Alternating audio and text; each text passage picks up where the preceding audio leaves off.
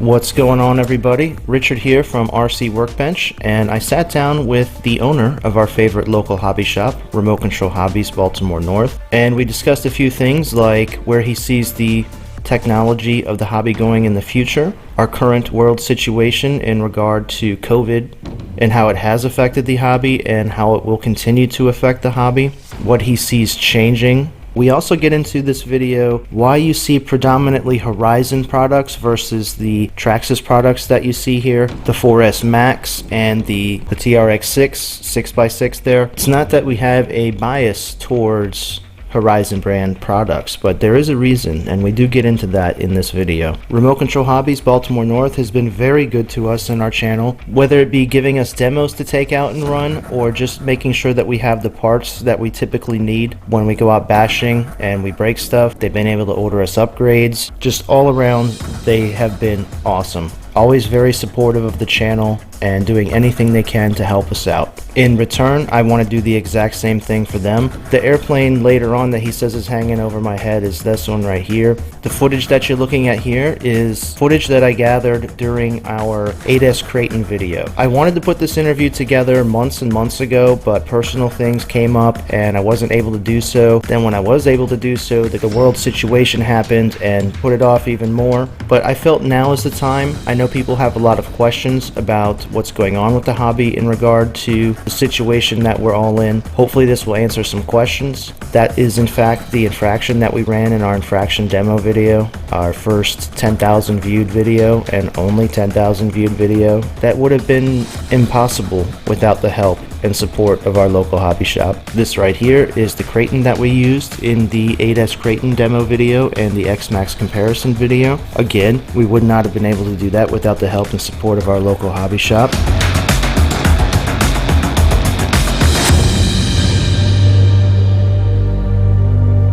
My name is Mike McIntyre. I'm the owner of Remote Control Hobbies Baltimore North in Lutherville, Maryland. We opened the doors in September of 2016.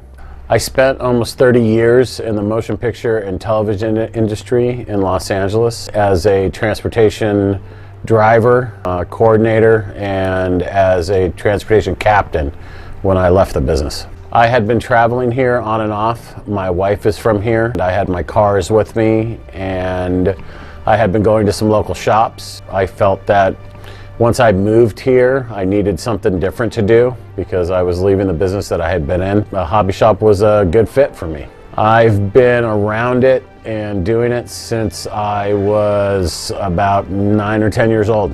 And what is your favorite aspect of the hobby? Bashing, crawling, street racing, speed runs, flying? My favorite part of the hobby is cars and flying fixed-wing aircraft. As far as the cars go, probably I do more bashing than anything because we can do it at the house all the time. Probably second to that would be crawling. As a shop owner, what are you most passionate about? As a shop owner, I'm probably most passionate about building custom projects, whether they're airplanes or high-speed cars, crawlers. It's just it's the customization factor for me. And being able to have free reign, as some people would say when it comes to a project. Their customers saying, you know, Mike, do what you do, and I do what I do. What's your favorite personal custom build? One that you built for yourself? One that I built for myself, I'd have to say, plane-wise, it's the very first airplane that I built, which is hanging just above Rich's head right here in the shop. It's a SIG. It's a SIG Cadet, very first airplane I ever built, stick built from scratch. And probably my favorite car build right now is going to be my Capra. And I've got a pretty serious Talion build that I got a new Just Bash It chassis for that is getting ready to start here. So probably my Talion is probably going to win out. So what type of services do you offer customers walking through the door? We offer, if we have time and we're not too busy, we'll diagnose your car on the counter. Simple repairs will fire off right on the counter, whether it's replacing an arm or a caster block. bearing carrier, swapping out a pinion for you. We try to do what we can right on the counter. We don't charge for it. We do custom paint. Steve does a lot of custom paint. I build custom cars for guys. Steve does a lot of lighting. Helicopters, Brian James was a heavy helicopter guy before he got into freestyle quadcopter stuff. So any of the helis that come in, they land in Brian's lap. Most of the nitro lands in Brian and Austin's laps. I take care of a lot of custom builds, whether it be fifth scale stuff. I build airplanes for people. We're full service. Only thing that we really don't work on is the heavy hitter drone manufacturers, DJI, Unique, GoPro. We don't work on those drones. Only some parts are available to shops, and it's mostly crash damage. You have to be a certified repair center for those things to do any electronic work. What type of RC experience do the employees at the shop have? My crew love these guys. They're amazing guys. My manager, Mike Miller, we call him Mikey. Airplane guy first, I'd say a car guy second. Mikey's most passionate about running the shop. Mikey would like to see this shop be twice the size and have a second location. Steve Evans, who is one of my techs and one of my sales guys. Steve is a pretty well-known painter in the hobby. He has dynamic adhesion on Instagram and Facebook. Steve's big into the customization aspect, heavy duty into cars. Brian James does a little bit of sales, but basically tech. Brian's been around it for a very long time. Brian was into quadcopters, super heavy when I met him. He's gotten back into cars a lot lately. Brian's knowledge of the older platforms is pretty amazing, as well as Steve's. Steve's got some knowledge of some older platforms. Those guys can ID cars like nobody's business. Austin Rush, who is a sales guy and another one of my techs. Austin's a nitro god when it comes down to it. The guy's ability to troubleshoot and tune nitro and two-stroke fifth scales is just awesome. And the kid, Ryan Parker. Ryan's sales, and Ryan's pretty heavy into surface, cars, trucks, all that other kind of stuff. So that's my crew. That's my main crew right now. What value do you provide to a customer who comes into the shop versus them simply ordering off eBay or Amazon?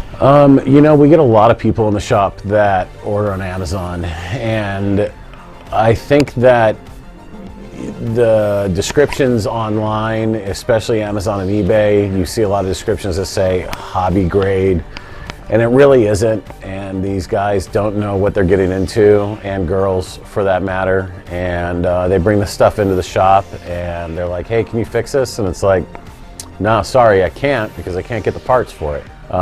Sometimes we can help them out with batteries and charging systems, switching up some plugs on some cars, soldering on some different connectors or something like that. I think when you come into the shop, because we display all the cars and a lot of the airplanes, you can go hands-on. You can actually touch the cars, lift the bodies off. You can see the workings underneath. You can talk to people in here that have used the product, that know what the product does, the pros and cons of different manufacturers. You know, there's just there's so much knowledge to be had that you can't get by asking questions on Amazon or asking questions of people on eBay. When you order on Amazon and eBay, you don't get that personalized service that a shop can offer you, especially a shop that's got experienced guys in it that can lead you in the correct path. I think Amazon and eBay lead you astray when it comes to this stuff. What is your primary motivation when selling a customer a product? I think our primary motivation is to make sure the customer understands how to use the product, what they can expect of the product, what we found as faults in different products, stuff that's going to be needed to be upgraded sooner rather than later. This is like a standing order of mine in the shop. We don't want anybody coming back saying to us, why did you sell this to me? I didn't need this. You know, we're not here to upsell people. We just want you to get what you need. We explain to you what you're probably gonna need to support, you know, whatever you are doing, whether it's flying or driving, without you breaking the bank. Well, with the upsell, you also don't want them to walk out of here thinking that you sold them a piece of crap. That's correct. That's correct. We want people to enjoy it, because if you're not enjoying something, you're not going to keep doing it. You're going to kick it off to a corner and leave it there. You're going to throw it in the garage, throw it in the attic, throw it in the basement, whatever. If you're enjoying it, we want you to be able to come back and say, hey, this was great. I want to up my game now. That's what we're all about. We're about getting people, we get a lot of new people into it, and we're there for keeping those people into it. We're there for the experienced guys to, come to us for upgrades.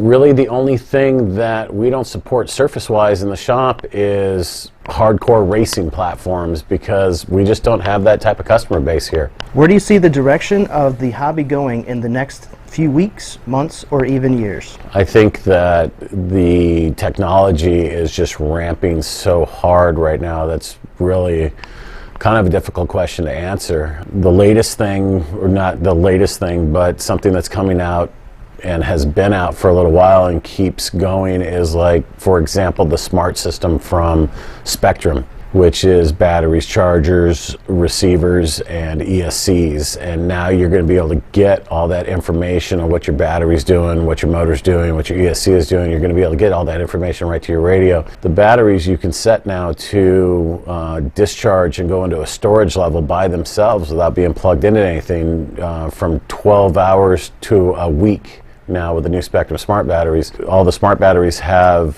microchips in them now. So it's very similar to my DJI batteries in that aspect, where if I let them sit too long fully charged, they put themselves into a safe level. That's correct. That's correct. The technology, about every 6 months, we see a pretty big ramp in it. I think probably the next thing you're going to see is, just my feelings. I haven't heard any of this. This isn't like underground information or anything. I think you might see radio systems start changing up here and going to even better radio systems is what you're probably going to see next. You think like cellular type? Possibly long range stuff. I think long range is going to be become much more, user friendly. Let's say the quad guys have been doing it for a while. It's the guys that fly the fixed wing long range drone stuff that use cell signals to bounce off of towers to fly for miles and miles and miles. And I think you're going to see more of that integrated into surface and air.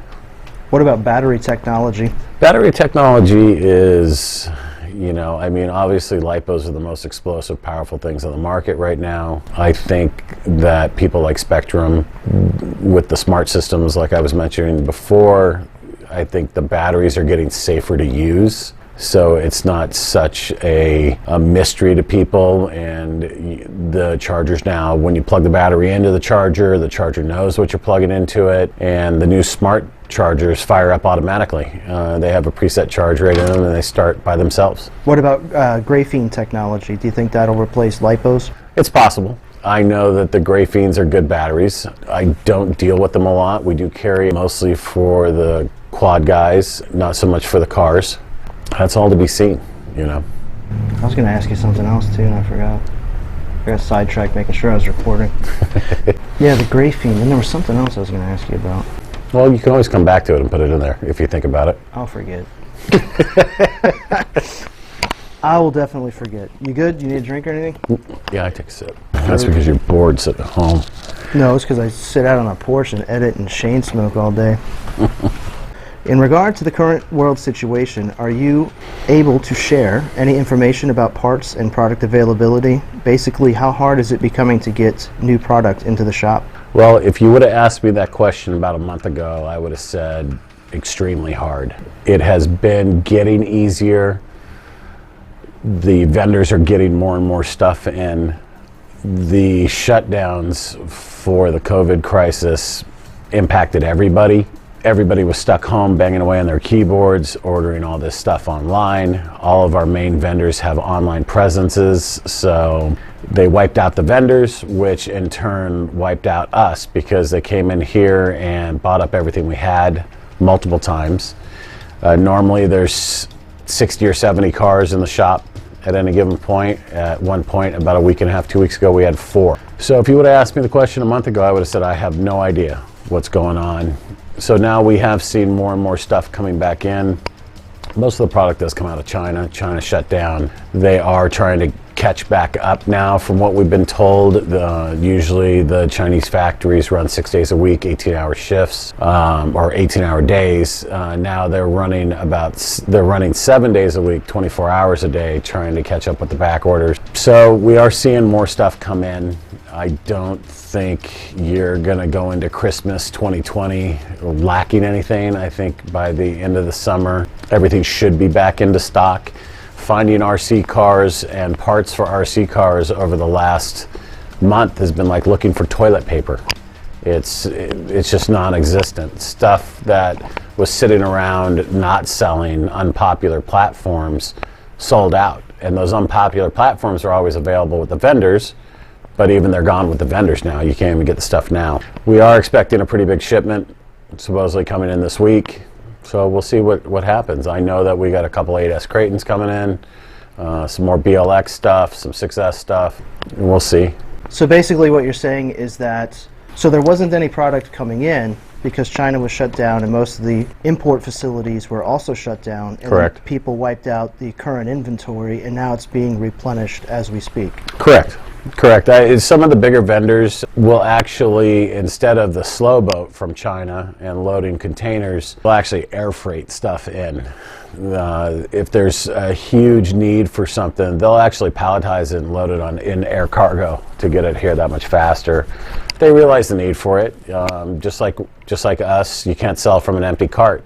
If they don't have the product in, they're not making money either. We did see it affect certain vendors early on, like Hobby Wing. Was not exact. We couldn't find Hobby Wing anywhere. If anybody had Hobby Wing, it's because of what they had in stock, and we've had a little bit come in here, a little bit come in there. But just for examples of Hobby Wing, we've had the 1080 crawler ESC on back order for over a month with our Hobby Wing distributor. But like I said, stuff is starting to roll back into the shop little by little. I got 4 BLX 3S Granites in the other day. They were gone by the end of the day. People are just buying whatever they can get their hands on at this point. Do you think it's similar to panic buying, like with the toilet paper? People are fearing that that they're not going to be able to get stuff. As much as we love RC, and as much as we think it's a necessity, it's not as big a necessity as toilet paper. So no, I don't think it's panic buying. I just think everybody was stuck home, and they had these RC cars and airplanes and helicopters and all this stuff sitting around that they didn't get to touch. Now they got their kids at home, and the kids are online doing schoolwork, and then all of a sudden they got the rest of the day available and they're looking for something to do, and these people broke the cars out and the nitro cars weren't running, or the batteries had been sitting for so long they were dead for the electric cars, or they were looking at it saying, you know what, that thing's 5 years old, I got another kid now, I need another one. Stuff like that. We have been inundated, absolutely inundated with repairs. There's probably 40 cars in for repair right now. The guys turn out as many cars as they can a day, but it just seems like, you repair for 8 hours and you might get, one guy might get 5 or 6 cars done depending on the repairs, and then, 8 cars comes in that day. Crazy how much stuff we've actually gotten in for repair over the last 2.5 months. I mean, because I'm kind of guilty of it myself. I literally ordered a bunch of stuff online that I didn't need, that I knew would possibly break, and I was like, I'm getting it because I know it. Right. I don't know. So you have the spares. I don't know. Are we going to war with China? I mean, I'm a prepper, so that's just my nature. It's not really panic. Join the club. I'm with you. I just think way ahead too much sometimes. Could you explain why you give RC Workbench predominantly ARMA and Axial products to demo in our videos? I give RC Workbench predominantly Axial and ARMA stuff to demo because Horizon Hobbies, who owns both those proprietary brands, offers me as a retailer demo credits. Now that doesn't mean I get them for free. I pay for them. I just pay for them at a reduced cost. I'm able to get those sometimes before anybody else can get them. I put them into RC Workbench's hands and they go out and they shoot them. For the most part, they are my personal cars. The 8S Creighton video, that's my personal 8S Creighton. The Mojave video, that's my personal Mojave. The infraction was yours. Yes, and the infraction. The infraction was mine as well. Those are all demoed cars that the shop acquires at a reduced cost because they belong to the shop. You know, let the guys take them and beat them up, see what they're worth, how they run right out of the box without having to do anything to them. Do you have an expectation of us to show these products more favorably than they really are? No. I don't have an expectation for you to show the products. You guys break plenty of stuff. You know, you guys run it hard. You run it the way it's made to be run. Well, see, I think that's one of the biggest things that we've had a few comments on. You know, you go to a lot of channels and they're intentionally trying to break stuff just to get it to break. We never go to take any vehicle out with the sole intention of trying to destroy it. But I know this, but you run hard, you jump, you do everything that the car's, you try to do everything that the car's supposed to do. And sometimes the car gives up. It's not anybody's fault. Cars break. That's why they make the parts for them. That's why they're hobby grade, so you can fix them. We've all seen cars break from doing absolutely nothing, from running over a speed bump sideways in a parking lot and a wheel catching funny and busting a suspension part. You have axial and ARMA predominantly because of the demo program that Horizon puts out there. If Traxxas had a demo program for us, you'd be getting Traxxas stuff too. See, I would love to be able to take some Traxxas stuff out, but we just haven't had that opportunity. Yeah, we're just, I haven't had that opportunity either. I am what Traxxas calls a first release store. So when Traxxas releases something that is not available to the public yet, we have it here for display and to run around the shop. The last thing was the Max, the 4S Max. The one before that was the 6x Mercedes-Benz, the G500, yeah, the G. Yep. And I can't reiterate enough. I mean, Traxxas is the largest manufacturer in the world, but Horizon Hobbies is probably the largest vendor in the world, and they own the most proprietary brands in-house. And Horizon is all about the brick and mortar. They want to see their shops succeed. If their shops succeed, they're succeeding. That demo program's huge to us. So that's why you see a lot of Axial and a lot of ARMA on RC Workbench's channel. We've had a few Losies too. You have had a couple Losies. And even an ECX Torment. Yep. Oh, I forgot about Torment. Even an ECX Torment that burned to the ground. All right, so I lied. We did intentionally try to destroy the Torment, but only because we wanted to replace that motor. Well, it's like I said, you guys go out and you run the cars the way they're supposed to be run. I don't take my cars out trying to break them. Why would you want to intentionally break a car that you can't use it anymore until you fix it? For clicks. Yeah. For videos. Yeah. For likes. Yeah, not worth it. Yeah, we're not into that. Yeah, not worth it. Tell the truth. Run it like it's supposed to be run. You know, if you watch any of our other videos, we really do tell you what needs to be done. Yeah, absolutely. There's plenty of upgrades across all platforms. And we make no bones about it. Yep. I mean, we don't even pretend like our stuff is stock. Yeah, no. Every vehicle and even some airplanes have chinks in the armor. There's a weak link in there somewhere.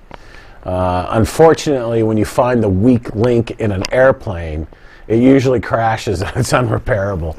Yeah, you crash a car, it's repairable. Yeah, that's like catastrophic failure. Yeah, unless you hit a wall with a XL1 at 100 miles an hour, which I have seen. It obliterates the car pretty well. But yeah, everything's got its weak spot. Every platform's got its pros and cons. Every manufacturer's got its pros and cons.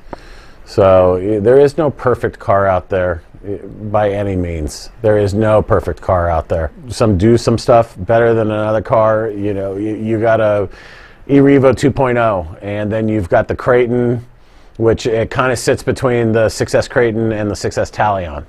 Those are all three of them are kind of in that same realm. And the 2.0 does some stuff better than the Creighton and the Talion do, but the Creighton and the Talion do some stuff better than the 2.0 does. So leading into that, are we monetarily compensated for these videos in any way? No. You're not monetarily compensated for these videos. If anybody gets compensation, it's me. From the, support your local hobby shop cards that RC Workbench throws up in the videos, the store name. You guys are out running, whether you're out bashing at the closed down golf course that's now a park, or whether you're up crawling in Patapsco State Park. You know, people see you. And just before the closure, I had two guys came in that saw you guys out crawling out at Rock State Park and came in and bought crawlers because they saw RC Workbench out there crawling around, filming and, you know, doing a bunch of stuff and having a great time. So if anybody's compensated monetarily, it's me. But the shop, you know, the shop, what's the word I'm looking for? It sucks being on the spot. It's like you kind of start talking like an idiot sometimes, and then words escape you. The shop benefits from you guys being out there bashing, crawling, from a lot of people being out there bashing and crawling. You know, in this shop, when you come into the shop for the first time, we capture your information in our register. Name, email, how you found us, a zip code locator thing we do so we know how our marketing is working. And obviously the first thing, because it's so big out there, when we ask people how they found out about us, is going to be Google. That's the number one answer time after time after time after time. The second highest answer is word of mouth. And that's because people are out, whether it's the guys in the city running on the streets or running down in Druid Hill, or whether it's RC Workbench out bashing somewhere in a parking lot. These people walk up and they say, hey, where can I get one of those? People say, go to Remote Control Hobbies out in Lutherville. Same thing with airplanes. People go to the fields and they'll see model airplanes flying around, and they walk up to the guys flying them. And it's like, hey, how can I get into this? How can I get started? Go see Remote Control Hobbies out in Lutherville. They'll lead you in the correct path. We've gotten a lot of people into flying. Mikey, the manager, I can't tell you how many people Mikey and I fly at the same club and parked in, Remote Control Modelers in Baltimore. I've lost count of how many people Mikey has sent to the club and had joined the AMA, because you got to be a member of the Academy of Model Aeronautics to join Remote Control Modelers in Baltimore. I can't tell you how many people Mikey has gotten to do that, how many people Mikey has taught how to fly on the simulator here in the shop, and gotten them their first radio system and airplane, and gotten them set up, and they're avid RC flyers now. I had something. Oh well. Basically, the success of your shop has been locals supporting their local hobby shop. Oh, absolutely. 100%. Whether it's us on our channel or other people, other customers. Absolutely. Several TVs in here, then one of them is looped with the RC Workbench videos. There's so much stuff on RC Workbench's channel that is sitting here on the shelves for people to buy, that we can pull it up and say, hey, look, this is what this car will do, and we can show it to them. So is there anything in particular you would like to share with anyone watching, such as how they can support their local hobby shops? Yes. Any hobby shop out there can't carry everything. I don't, you know, our shop is, we concentrate solely on remote control. We don't have trains. We don't have rock tumblers in here. You can't come here to get the stuff for your kids' science project at school. We concentrate solely on remote control. There isn't a shop out there that has everything that somebody's going to need. There just isn't. Guys come in and ask for stuff that our vendors don't even have, because you have to get it from these small, obscure places, you know, whether it's a 45 tooth 1.5 mod, you know, 8mm shaft pinion gear, which is damn near impossible to find, custom chassis, whether it's just Bash It or M2C. Try to go through your hobby shop because most hobby shops can order what you need. If they don't have it in stock, try to use your local hobby shop. We hear it all the time. When we opened this shop in September of 2016, there were 2 shops within a 20-mile radius of this store. Those 2 shops are gone. They've closed. Another shop that was just outside that 20-mile radius closed last year or the year before. We've lost like 4 shops in the area, and these shops weren't close enough to be any competition. It's just such a dying breed, and we hear it from people all the time. The hobby shop's a dying breed. The hobby shop's a dying breed. Well, stay off of Amazon and eBay then. You know, I can tell you this, I see the numbers. This will be our 4th Christmas coming up, and you really got to kind of throw the first Christmas away, because we had only been open for 4 months at that point. We lose about 2.5% to 3% a year at the holidays to Amazon. You just call it Amazon. You know, I mean, if you want to say Amazon and eBay, but everybody shops on Amazon. I mean, I shop on Amazon. You know, we order stuff on Amazon too. Yeah, sure. Especially if you can't get it. Right. RC WorkBench orders stuff on Amazon. Everybody orders stuff on Amazon because there's stuff that shops can't get, and we get it. But try to support your local hobby shop. Go there first. I know some of you guys, your local hobby store is an hour-and-a-half drive for you. Well, it might be worth it to take a drive on the weekend for an hour and a half to go to your local hobby shop and see what they got. A lot of the live streams that I hang out at, you know, I talk to people there, and they mentioned that their hobby shops are closed and they don't have one for hundreds and hundreds of miles. They're kind of limited to only being able to order online, and that's kind of... I've experienced that because working in the motion picture and television industry in Los Angeles, we traveled all over the country a lot doing movies, and you're in places, and when you're into this stuff and you're on the road doing a movie, you take your cars with you, so you got something to play with on the weekends. And you're in a town and the closest hobby shop is 150, 200 miles away. You know, there is no local hobby shop. I get it at that point, I do, but an hour, you know, in the car to go check it out, to see what's up. I mean, there's another shop around here that's about an hour from where we live, and I go there, not as frequently as I come here, but I still go down there. I'm glad that you support another shop. I mean, shops need to be supported. Like you were saying earlier, it's not necessarily in competition with each other. The main competition is online. The main competition is online. I don't feel that I'm in competition with the other local hobby shops. They're both about 45 minutes to an hour from me. If you live in that area, you would go to one of them. Why would you drive 45 minutes to me to come here if you can get it 5 minutes from you? I've driven to one of those local stores to get parts for one of my personal cars that I wanted to run that I didn't have in stock here at my shop. And I went down there to pick up a trailing arm for my UDR. A trailing arm for a UDR? Yeah, no, right? No way. Yeah, right? So support your local hobby shops as much as you can. We appreciate it. You know, I mean, it is a dying breed. It's not like it, even when I was a kid, I remember going into the hobby shops in LA, and they were just these huge, massive, cavernous places with 100 airplanes hanging from the ceiling, and just Tamiya stacked, you know, from floor to ceiling, and radios and all kinds of stuff. And you just don't see that anymore. You just don't see it like it used to be. It's a tough business to be in. You got 1 minute. And this is my final thing. Don't go into your local hobby shop. You can cut this out if you want. Don't go into your local hobby shop and beat them up over prices unless it is just astronomically out of proportion with, you know, what's online. They've got bills to pay, they've got employees to pay, they've got rent to pay. You got to keep the lights on. So this is a fact. Yep. So keep driving, keep crawling, keep bashing, keep speed running, keep flying, doing everything. Drive, crash, repair, repeat. Fly, crash, repair, repeat. And keep supporting your local hobby shop. Keep supporting your local hobby shop. All right, we are out. Awesome. Awesome. We got 3 seconds left on the SD card.